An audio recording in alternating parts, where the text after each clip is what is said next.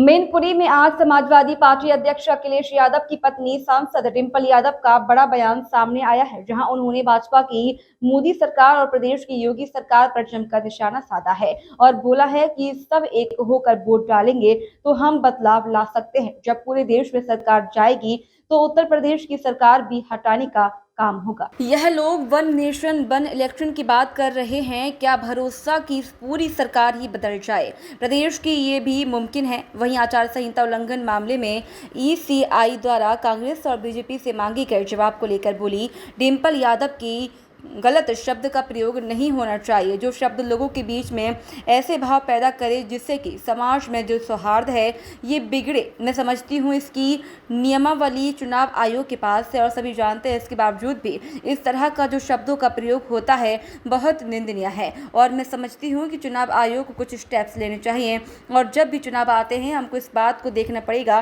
कि तरह भावनाओं का प्रयोग करके वोट बटोरने का काम भाजपा करती है। तो अब लोगों को संविधान बचाना है, लोकतंत्र बचाने की लड़ाई है और मैं सभी से कहना चाहती हूं कि किसी तरह के भ्रम में न पड़ते हुए सही दिशा में आप वोट करिए, क्योंकि यही मौका है। हो सकता है आने वाले समय में वोट करने को ही ना मिले। और जब उनसे अखिलेश यादव ने कन्नौज के से चुनाव लड़ने को लेकर सुब्रत पाठक द्वारा दिए गए बयान की कन्नौज में भारत पाकिस्तान का मैच है जिसमें कि भारत जीतेगा, जिस पर बोली डिंपल यादव की मैं समझती हूं कि इस तरह की जो भेदभाव वाली राजनीति है और इस राजनीति की वजह से ही मैं समझती हूं कि प्रदेश और देश का विकास नहीं हो पाया है। कहीं ना कहीं ये नकारात्मक राजनीति की वजह से है। हमारा युवा बेरोजगार है, नौकरियां नहीं हैं, आज हमारी महिलाएं असुरक्षित हैं इसी की वजह से। और मैं समझती हूं कि हमारा किसान और जवान बदहाली की स्थिति में है।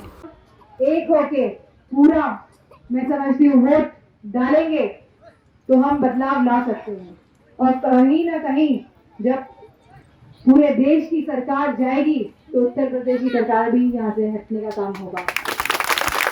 और ये लोग बात कर रहे हैं कि वन नेशन वन इलेक्शन, क्या भरोसा कि वन नेशन वन इलेक्शन नहीं तुरंत चुनाव भी हो जाए, चुनाव नहीं तुरंत सरकार ही बदल जाए प्रदेश की, ये भी बहुत मुमकिन है क्योंकि लोग नाखुश हैं।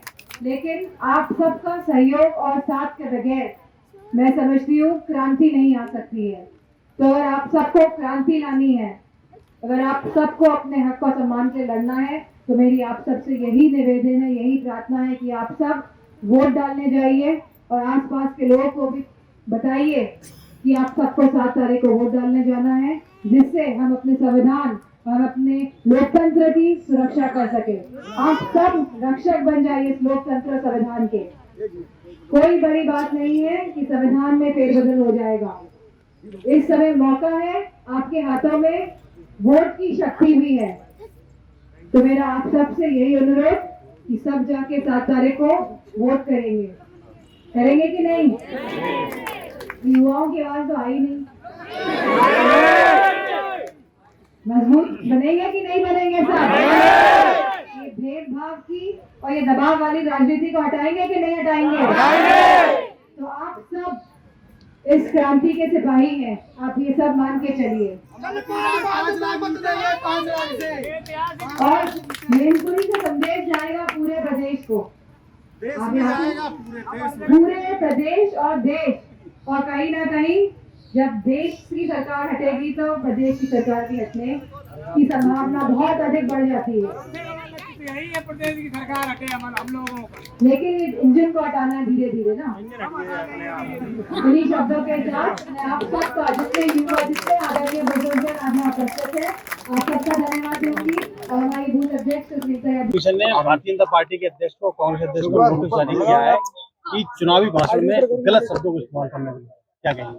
नहीं, गलत शब्द का प्रयोग नहीं होना चाहिए। कहीं ना कहीं जो शब्द लोगों के बीच में ऐसे भाव पैदा करें जिससे कि समाज में जो सौहार्द है ये बिगड़े, मैं समझती हूँ इसकी नियमावली चुनाव आयोग के पास है और सभी जानते हैं। इसके बावजूद भी इस तरह का जो शब्दों का प्रयोग होता है ये अति निंदनीय है और मैं समझती हूँ कि चुनाव आयोग को कुछ स्टेप्स लेने चाहिए। मैम पीएम मोदी कह रहे हैं कि कांग्रेस की सरकार अगर केंद्र की सत्ता में आती है तो सारी संपत्ति मुस्लिमों को बांट देगी। अब मैं इस बात के लिए क्या कहूँ, जब भी चुनाव आते हैं हमको इस बात को देखना पड़ेगा कि किस तरह भावनाओं का प्रयोग करके वोट बटोरने का काम भाजपा करती है। तो अब लेकिन लोगों को संविधान बचाना है, लोगों को लोकतंत्र बचाने की लड़ाई है। और मैं सभी से कहना चाहूंगी कि इस तरह के भ्रम में ना पड़ते हुए सही दिशा में आप वोट करिए, क्योंकि यही मौका है। हो सकता है आने वाले समय में आपको वोट करने को ही नहीं मिले। कन्नौज के बीजेपी की प्रत्याशी सुब्रत पाठक है, उन्होंने कहा कि अगर तेज प्रताप यहाँ से लड़ते तो मैच भारत और नेपाल से होता, लेकिन अब अखिलेश यादव लड़ रहे तो भारत और पाकिस्तान की मैच नीचे हो रहा है और भारत जीतेगी। गाँव की 1 मिनट की मीटिंग है। जी आप ये बात भी लेते रहना। 1 मिनट मैं समझती हूँ, 1 मिनट बस, मैं समझती हूँ कि इस तरह की ये जो भेदभाव वाली राजनीति है, और इस राजनीति की वजह से ही मैं समझती हूँ प्रदेश और देश का विकास नहीं हो पाया है। कहीं ना कहीं ये नकारात्मक राजनीति की वजह से ही आज हमारा युवा बेरोजगार है, नौकरियां नहीं है, आज हमारी महिलाएं असुरक्षित हैं, इसी की वजह से। और मैं समझती हूँ इसी की वजह से आज हमारा किसान और जवान दोनों बदहाल कंडीशन में है, दोनों बदहाली की तरफ है। मैडम आखिरी क्वेश्चन।